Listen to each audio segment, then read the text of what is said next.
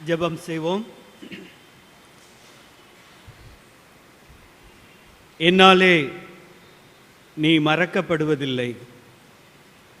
என் வார்த்தைகள் ஒருபோதும் மாறிப்போவதில்லை. உறவுகள் கைவிடலாம், வார்த்தைகளால் மக்கள் நம்மை வதைக்கலாம். ஆனாலும் ஒருபோதும் கைவிடாத தேவன் அவருடைய வார்த்தையின்படியே நம்மோடு கூட இருக்கிறார். அந்த உணர்வோடு கூட ஆண்டவரை நோக்கி பார்ப்போம். தேவனே, உம்மை துதிக்கிறோம், ஸ்தோத்திரிக்கிறோம். உம்முடைய வார்த்தைகள் மாறி போவதில்லை. உம்முடைய வார்த்தையின்படியாக நீர் எங்களோடு கூட இருக்கிறதற்காக நாங்கள் உமக்கு நன்றி செலுத்துகிறோம். துன்ப வேளைகளிலே உறவுகள் மாறி போகலாம். நாங்கள் எதிர்பார்த்தவர்கள் வார்த்தையினாலே எங்களை வதைக்கலாம். ஆனாலும் நீர் ஒருவர் மாறாதவர் எங்களோடு கூட இருக்கிறதற்காக நன்றி செலுத்துகிறோம். இந்த உம்முடைய வார்த்தையினாலே தேற்றப்பட வேண்டிய மக்களாக நாங்கள் இருக்கிறபடினாலே உம்முடைய வார்த்தைக்கு நேராக நாங்கள் திரும்புகிறோம். நீர் எங்களோடு கூட பேசும். இயேசு கிறிஸ்துவில் வேண்டிக் கொள்கிறோம் நல்ல பிதாவே. ஆண்டவராகிய இயேசு கிறிஸ்துவின் நாமத்தினாலே உங்களை வாழ்த்துகிறோம். எல்வின் நிலையத்திலே நடைபெறும் சிஎஸ்ஐ மன வளர்ச்சி குறைவுடையோர் பள்ளியின் தாளாளர், தலைமை ஆசிரியை, ஊழியர்கள் சார்பாக உங்களை வாழ்த்துவதிலே மிகுந்த மகிழ்ச்சி அடைகிறேன். ஒரு இளம் தம்பதியினர் தங்களுடைய விடுமுறைக்காக ஆயத்தமானார்கள். அவர்கள் ஆஸ்திரேலியா செல்ல வேண்டும் என்று சொல்லி தங்களை ஆயத்தப்படுத்தி கொண்டிருந்தார்கள். அதற்குரிய பயண ஏற்பாடுகளை எல்லாம் செய்தார்கள். எங்கு தங்க வேண்டும், யார் தங்களை வந்து வரவேற்க வேண்டும், எவ்வளவு பணம் செலவாகும், அதற்கு என்ன செய்வது, பலவிதமான காரியங்களை அவர்கள் திட்டமிட்டார்கள். குறிப்பிட்ட நாள் வந்தது. அவர்கள் பயணத்தை துவங்கினார்கள். அந்த விமானமானது அவர்களை ஆஸ்திரேலியாவிலே இறக்கிவிடாமல் ஆப்கானிஸ்தானத்திலே இறக்கிவிட்டது என்று வைத்து கொள்ளுங்கள். அவர்கள் எவ்வளவு சிரமப்படுவார்கள். மகிழ்ச்சியான மக்கள் மத்தியிலே இறங்க வேண்டிய அவர்கள் தீவிரவாதிகள் மக்கள் மத்தியிலே இறக்கப்பட்டிருக்கிறார்கள். மொழி தெரியவில்லை, அங்கு பயன்படுத்துவதற்குரிய பணம் இல்லை, எங்கு தங்குவது, யாரை அணுகுவது ஒன்றும் தெரியவில்லை. திக்கு தெரியாமல் திணறுகிற மக்களாக அவர்கள் இருப்பார்கள். இதே போலதான் அநேக குடும்பங்கள் காணப்படுகிறது. இளம் தம்பதியினர் திருமணமாகி தாய் கருவுற்று இருக்கும் பொழுது 10 மாத பயணம். ஆண்டவர் நம்மை ஆசீர்வதிக்கப் போகிறார். ஒரு நல்ல குழந்தையை கொடுக்க போகிறார். குழந்தையை எங்கு படிக்க வைப்பது, குழந்தையை எப்படியாக பெரிய ஆளாக மாற்றுவது, பலவிதமான ட்ரீம்ஸ், கனவுகள், பலவிதமான திட்டங்கள். குழந்தையை படிப்பதற்கு பணத்திற்கு என்ன செய்வது, மேற்படிப்பிற்கு என்ன செய்வது, பலவிதமான திட்டங்கள், தீர்மானங்கள். குறிப்பிட்ட நாள் வந்தது. குழந்தை பிறந்தவுடன் பார்த்தால் அது வித்தியாசமாக இருக்கிறது. எப்படிப்பட்ட ஒரு ஷாக் அந்த பெற்றோருக்கு! புரியவில்லை என்ன செய்வது என்று சொல்லி பலவிதமான வார்த்தைகளை கூறுகிறார்கள்.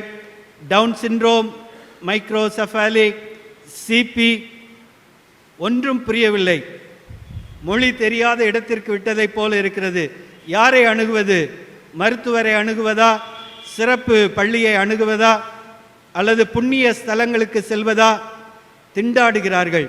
இப்படிப்பட்ட ஒரு கூட்டம் மக்கள் எப்பொழுதும் தேவையோடு கூட நம் மத்தியிலே இருக்கிறார்கள்.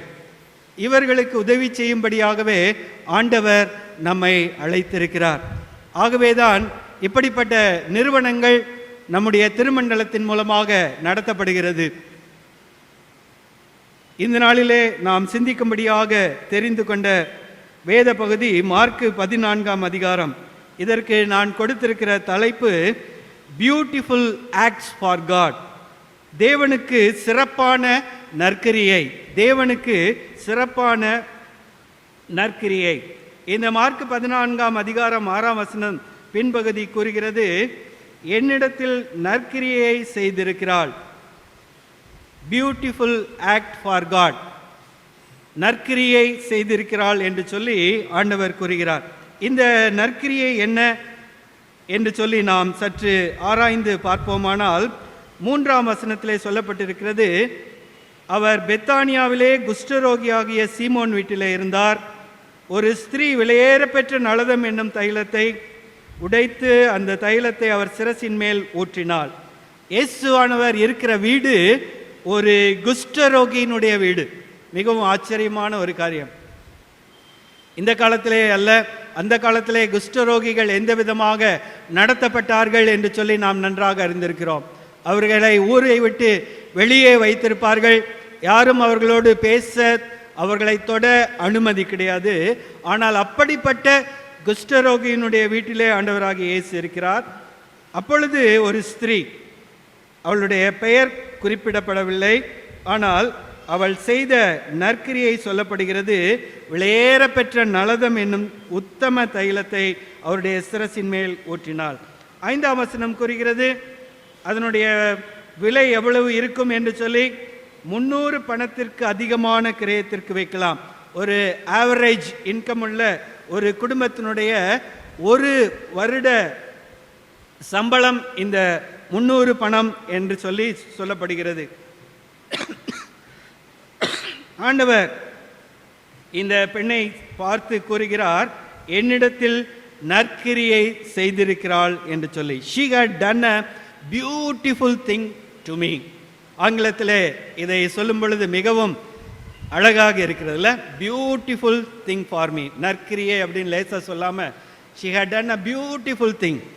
சிறப்பான காரியம், அழகான காரியத்தை இந்த பெண் செய்திருக்கிறாள் என்று சொல்லி ஆண்டவர் சொல்லுகிறார். அங்கு கூடியிருந்த மக்கள் சொல்லவில்லை, ஆண்டவர் சொல்லுகிறார்.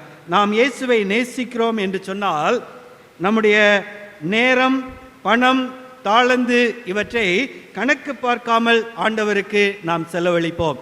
இதுதான் என்னுடைய முதல் குறிப்பு. சிறப்பான நற்கிரியை செலவை கணக்கு பார்ப்பதில்லை. சிறப்பான நற்கிரியை செலவை கணக்கு பார்ப்பதில்லை. Beautiful act for God will not count the cost. will not count the cost. அவள் தான் சேமித்து வைத்திருந்த, தனக்கு என்று சொல்லி வைத்திருந்த அந்த தைலத்தை பயன்படுத்தினாள். இந்த விதமாக கூறுகிறார்கள், அந்த தைலம் அவளுடைய திருமணத்திற்கு என்று சொல்லி அவள் வாங்கி பத்திரப்படுத்தி வைத்திருந்த தைலம் என்று சொல்லி அதை குறித்து விளக்கம் கூறுகிறார்கள். ஒருவர் இந்த விதமாக கூறுகிறார், நான் உயிரோடு இருக்கும் பொழுது உன்னால் முடிந்த ஒரு பூவை கொடு. நான் உயிரோடு இருக்கும் பொழுது உன்னால் முடிந்த ஒரு பூவை கொடு. சிகப்போ மஞ்சளோ பரவாயில்லை. அது நான் மரித்த பின் ஒரு லாரி நிறைய மலர்களை கொண்டு வருவதை விட சிறப்பானது. அது நான் மரித்த பின் ஒரு லாரி நிறைய மலர்களை கொண்டு வருவதை விட சிறப்பானது. தேவையிலே உள்ள ஒருவருக்கு ஒரு சிறு மலரை அவர்கள் உயிரோடு இருக்கும் பொழுது கொடுப்பது, ஒரு லாரி நிறைய அவர்கள் இறந்த பின் கொண்டு வந்து கொடுப்பதை விட சிறப்பானது என்று சொல்லி இந்த விதமாக கூறுகிறார். ஏழை விதவை காணிக்கை போட்ட பொழுது ஆண்டவர் சொன்னார், 2 காசு காணிக்கை போட்டால் தனக்கு உள்ளதையெல்லாம் கொடுத்தாள் என்று சொல்லி ஆண்டவர் அதை புகழ்ந்தார். ஜான் வெஸ்லி இந்த விதமாக கூறுகிறார், உன்னால் முடிந்த நன்மையை செய், உன்னால் முடிந்த வழியில் செய், உன்னால் முடிந்த நேரத்தில் செய், உன்னால் முடிந்த மக்களுக்கு செய், உன்னால் முடிந்தவரை செய், உன்னால் முடிந்தவரை நன்மை செய். Beautiful act for God. கடவுள் கூறினார் அந்த பெண்ணை பார்த்து, இவள் சிறப்பான நற்கிரியை செய்தாள் என்று சொல்லி கூறினாள். மாரிக்கணி என்று சொல்லி எங்களுடைய பள்ளியிலே ஒரு மாணவன் படித்தான். சிவகாசியை சேர்ந்த மாணவன். அவனுக்கு அப்பா அம்மா கிடையாது. தன்னுடைய மாமா வீட்டிலே அவன் வாழ்ந்து கொண்டிருக்கிறான். அவனுடைய ஐடி கார்டை அவன் தொலைத்து விட்டான். அவனுக்கு கார்டு இருந்தால் நல்ல பயன் கிடைக்கும். ஆகவே பலருடைய உதவியை அவன் அணுகினான். யாரும் அவனுக்கு உதவி செய்ய முன்வரவில்லை. ஈஸ்ட் சர்ச்சை சேர்ந்த திரு ஜெயபிரகாஷ் என்பவருடைய வீட்டிற்கு அவன் சென்றான். அவர் அடிக்கடி எங்களுடைய பள்ளிக்கு வருவதனாலே அவனுக்கு பழக்கம் ஏற்பட்டபடினாலே அவருடைய வீட்டிற்கு சென்றான். அவரிடத்திலே இந்த உதவியை செய்யும்படி கூறினான். விருந்தினருக்கு அழைத்து செல்ல வேண்டும், ஊனமுற்றோர் மறுவாழ்வுத்துறையிலே அந்த மருத்துவர் வருகிற அன்று அவனை சோதனை செய்து அவனுக்கு இந்த கார்டு வாங்கி கொடுக்க வேண்டும். ஜெயபிரகாஷ் அவருடைய மகனை அனுப்பினார் விருதுநகருக்கு இந்த மாரிக்கனியோடு கூட. 2-3 முறை அப்படியாக அவர்கள் முயற்சி செய்து அந்த ஊனமுற்றோர் அடையாள அட்டையை பெற்றுக் கொடுத்தார்கள். அதனுடைய பயன் என்ன? மாதந்தோறும் அவனுக்கு 1500 ரூபாய் உதவி வருகிறது அரசாங்கத்திலிருந்து. அவன் மரிக்கும் வரை இந்த உதவி அவனுக்கு கிடைக்கும். ஒரு சின்ன உதவி, அவன் மரிக்கும் வரை அவனுக்கு கிடைக்கக்கூடிய ஒரு உதவி. கடவுள் இதை பார்த்து கண்டிப்பாக சொல்வார், it's a beautiful act for God என்று சொல்லி. நம்முடைய திருச்சபையிலே ஒரு குழுவினர் இருக்கிறார்கள், நல்ல பாடல் திறன் படைத்த ஒரு குழுவினர். அவர்கள் என்ன செய்கிறார்கள்? வயது முதிர்ந்தவர்கள், ஆலயத்திற்கு வர முடியாதவர்கள், வெளியிலே அதிகம் நடமாட முடியாதவர்கள், அவருடைய வீட்டிற்கு ஞாயிற்றுக்கிழமை மாலையிலே சென்று அநேக பாடல்களை பாடி அவர்களை உற்சாகப்படுத்தி செல்கிறார்கள். ஒரு சின்ன ஆக்ட் ஆஃப் லவ். கடவுள் கண்டிப்பாக அதை பார்த்து சொல்வார், it's a beautiful act for God என்று சொல்லி. நம்மால் இயன்ற சிறிய உதவியை விலைக்கிரயம் பார்க்காமல், கணக்கு பார்க்காமல் நாம் மற்றவர்களுக்கு செய்யும்படியாக அழைக்கப்படுகிறோம். மக்கதோனியா சபையாரை குறித்து நாம் நன்றாக அறிவோம். 2 கொரிந்தியர் 8ஆம் அதிகாரம் 2ஆம் வசனத்திலே நாம் பார்க்கிறோம், அவர்கள் கொடிய தரித்திரமுடையவர்களாய் இருந்து பரிபூர்ண சந்தோஷத்தினாலே மிகுந்த உதாரத்துவமாய் கொடுத்தார்கள். கொடிய தரித்திரத்திலிருந்து பரிபூர்ண சந்தோஷத்தோடு உதாரத்துவமாய் கொடுத்தார்கள். நம்முடைய தேவைகள் நாளுக்கு நாள் பெருகி கொண்டே இருக்கிறது. என்னுடைய தேவைக்கு போக நான் கொடுக்கிறேன் என்று சொல்லி நினைப்போமானால் ஒரு நாளும் நாம் கொடுக்க முடியாது. நம்முடைய தேவைக்கு போக கொடுக்க வேண்டும் என்று சொல்லி நாம் நினைக்காமல், விலைக்கரையம் பார்க்காமல் நாம் கொடுக்கும்படி நாம் அழைக்கப்படுகிறோம். நம் திருச்சபையில் உள்ள இயலாதோர், முதியவர்கள், வியாதிப்பட்டவர்கள், மாற்றுத்திறனாளிகள், நாம் கண்களை ஏறெடுத்து பார்ப்போமானால் அநேகரை ஆண்டவர் நம்முடைய கண்களிலே காண்பிப்பார்.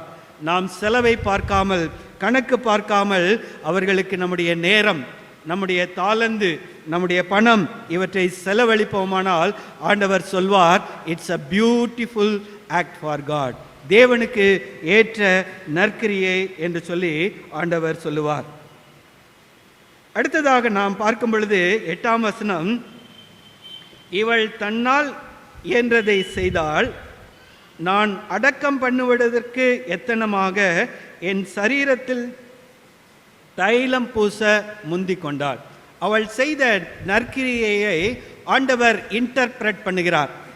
அவள் செய்த தைலம் பூசிய அந்த செயலை ஆண்டவர் எந்த விதமாக விளக்குகிறார் என்று சொன்னால், நான் மரிக்கப் போகிறேன், நான் மரிப்பதை உலகிற்கு காண்பிக்கும் வண்ணமாக என்னுடைய சரீரத்திலே இவள் தைலம் பூசுகிறாள் என்று சொல்லி ஆண்டவர் பாராட்டினார்.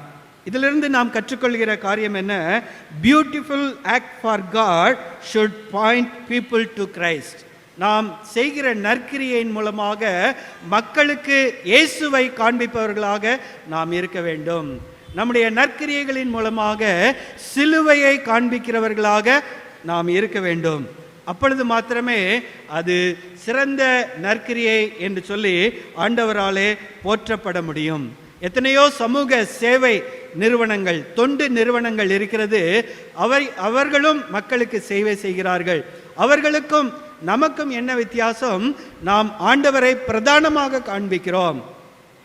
என்னுடைய வருமானத்திலிருந்து நான் செய்துவிட்டேன், இவ்வளோ பெரிய சேவையை செய்துவிட்டேன் என்று சொல்லி நாம் பெருமைப்படுவதல்ல, கிறிஸ்துவை காண்பிக்கிறோம். இந்த பெயர் குறிப்பிடப்படாத பெண் செய்த காரியத்தை ஆண்டவர் புகழ்ந்ததற்கு காரணம் கிறிஸ்துவை மையப்படுத்தி அவள் செய்ததாலே. நாம் செய்கிற நற்கிரியை கிறிஸ்துவை காண்பிக்க வேண்டும், சிலுவையை காண்பிக்க வேண்டும். அப்படியானால் எல்வின் நிலையத்திற்கு நாம் செய்கிற உதவி கிறிஸ்துவை காண்பிக்கிறதாக இருக்கிறதா? ஆம், உண்மையிலேயே அப்படியாக இருக்கிறது. அங்கு வருகிற சிறப்பு குழந்தைகளுக்கு இயேசுவின் அன்பை நாம் கூறுகிறோம்.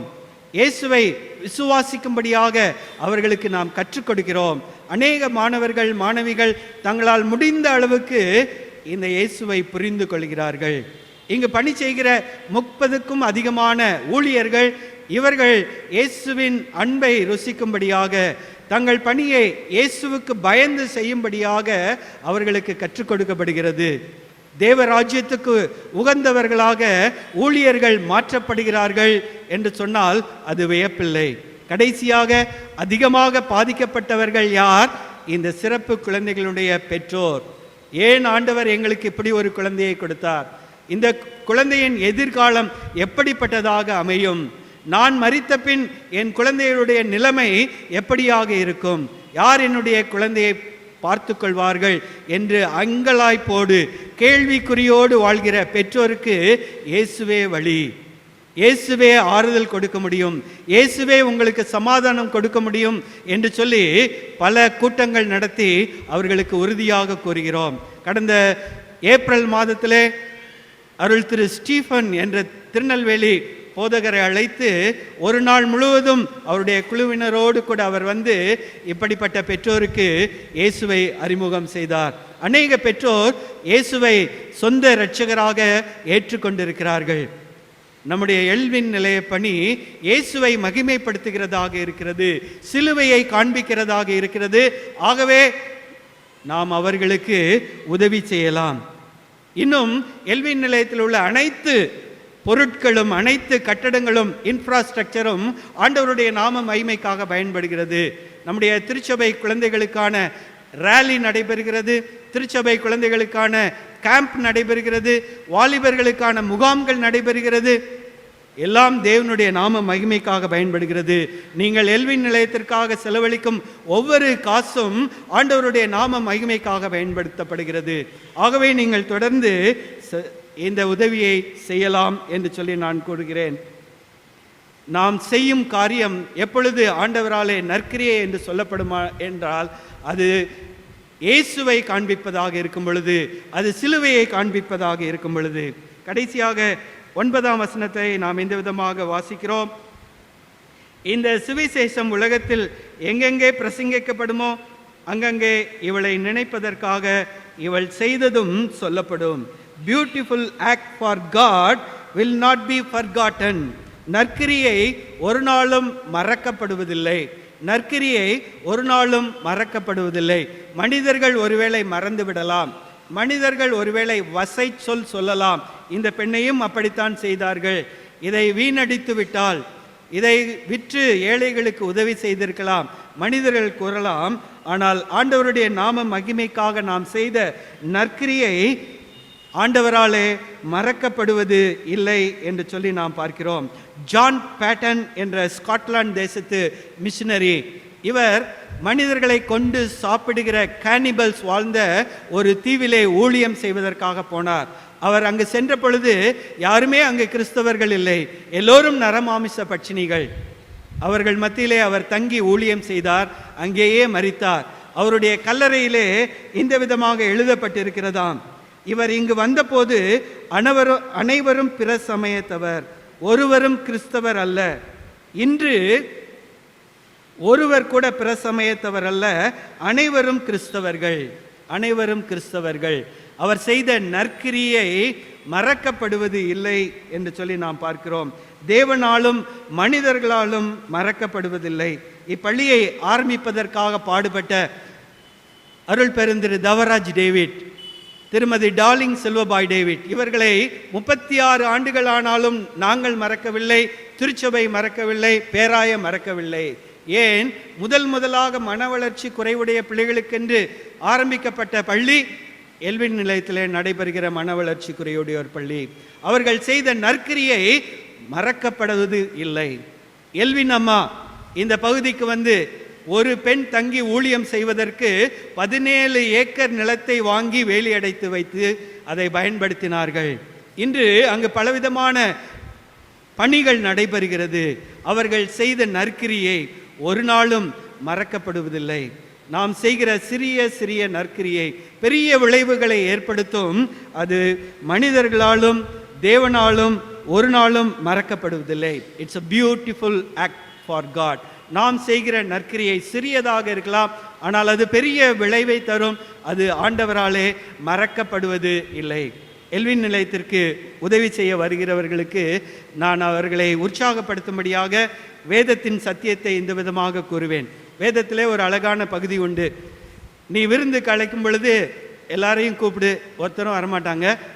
வரலன்னா கவலைப்படாத, அங்கங்கே இருக்கிற ஊனமுற்றோர், கஷ்டப்படுறவங்க, ஏழைகள் எல்லாரையும் கூப்பிட்டு சாப்பாடு போடு அப்படின்னு சொல்லிட்டு அந்த பகுதியில் என்ன சொல்லியிருக்கு அப்படின்னு சொன்னால், அவங்க உனக்கு திருப்பி செய்ய முடியாது. அவங்க ஏழைகள், ஊனமுற்றவங்க. அதனால் உன்னை திருப்பி நீ பெல் ஹோட்டலுக்கு கூட்டிகிட்டு போனால் உன்னை அப்பன்ஸ் ஹோட்டலுக்காவது கூட்டிகிட்டு போக மாட்டாங்க. அவங்களால திருப்பி செய்ய முடியாது. அவங்க திருப்பி செய்ய முடியாததை கடவுள் என்ன செய்வார்? உனக்கு திருப்பி கொடுப்பார். எல்வின் நிலையத்தில் இருக்க மென்டலி ரிட்டார்டட் சில்ட்ரனுக்கு நீங்கள் உதவி செஞ்சீங்கன்னா அவங்களுக்கு தேங்க்ஸ் சொல்ல தெரியாது. ஒருவேளை தேங்க்ஸ் சொல்லு அப்படின்னு சொல்லி டீச்சர்ஸ் சொல்லி கொடுத்தா தேங்க்ஸ், நன்றின்னு சொல்லுவாங்க. அதுக்கு என்ன பொருள்னு கூட அவங்களுக்கு ஒரு சிலருக்கு தெரியாமல் இருக்கலாம். அதை பார்த்து கொண்டிருக்கிற தேவன், அதற்கு கணக்கு வைத்திருக்கிற தேவன் ஒரு நாள் அதற்குரிய பலனை நமக்கு கொடுப்பார். A beautiful act for God will not be forgotten. நன்றி என்று சொல்ல முடியாதவர்கள், நாம் செய்த உதவிக்கு பிரதிபலன் செய்ய முடியாதவர்களுக்கு நாம் செய்யும் உதவி, ஆண்டவருக்கு செய்கிற உதவி, அதற்குரிய பலனை ஆண்டவரே கொடுப்பார். நீங்களும் நற்கிரியை செய்வதற்கு உங்களுக்கு ஒரு வாய்ப்பு கொடுக்கப்படுகிறது. உங்களுடைய கரங்களிலே கொடுக்கப்பட்ட கவரிலே உங்களால் முடிந்த தொகையை வைத்து இந்த ஊழியத்திற்கு நீங்கள் கொடுக்கலாம். ஒரு குழந்தைக்காகும் படிப்பு செலவிற்கான 600 ரூபாயை அதற்குரிய பிரத்யேக அட்டையிலே நீங்கள் வைத்து கொடுக்கலாம். மாதம் மாதம் உதவி செய்ய வேண்டும், என்னால் முடிந்ததை கொடுக்கிறேன் என்பவர்களும் அந்த அட்டையை மாதம் மாதம் பயன்படுத்தி கொடுக்கலாம். உங்களுடைய பிறந்த நாள், திருமண நாள், பெரியவர்களுடைய நினைவு நாளுக்கு இந்த பிள்ளைகளோடு உணவு அருந்தி இந்த பிள்ளைகளோடு மகிழ்ந்து நீங்கள் கொண்டாடலாம். பெண்கள் 26ஆம் தேதி நடைபெறுகிற ஜெப கூட்டங்களிலே கலந்து கொண்டு இதற்காக ஜெபிக்கலாம். இங்குள்ள பிள்ளைகளாலே தயாரிக்கப்பட்ட ஜூஸ், ஊறுகாய், விளையாட்டு பொருட்களை வாங்கி நீங்கள் பயன்படுத்தலாம். அவைகளை பிறருக்கு கிஃப்டாக அவருடைய பிறந்த நாட்கள் மற்ற நாட்களிலே நீங்கள் கொடுத்து உதவலாம். இப்படியாக நற்கிரியை செய்ய உங்களுக்கு கடவுள் கொடுக்கிற வாய்ப்புகளை நீங்கள் பயன்படுத்துங்கள். ஆண்டவர் உங்களை ஆசீர்வதிப்பார்.